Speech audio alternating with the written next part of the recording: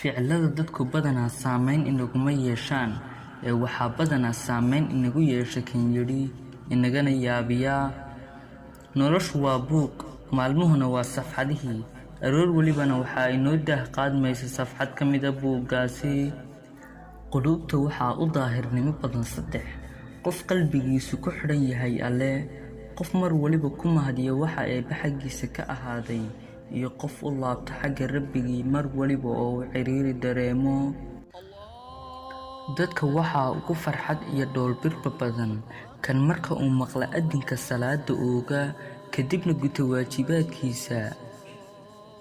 sidee ayaynu ku guulaysanaynaa haddaynan ajiibayn marka la ina dhahayo u kaalaya guusha?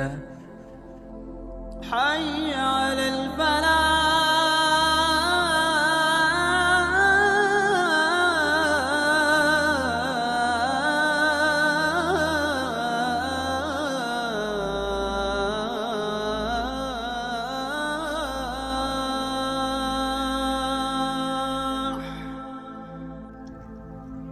salaadu waa daawada shay waliba. hadday muruga ku hayso tuka salaada ayaa kaxayn doonta haddii aadan haysan maal tuka salaada, alle ayaa ku irsaaqi doone mar waliba oo aad cidhiidhi dareento tuka salaada, waayo alle waa mid ajiiba wax waliba.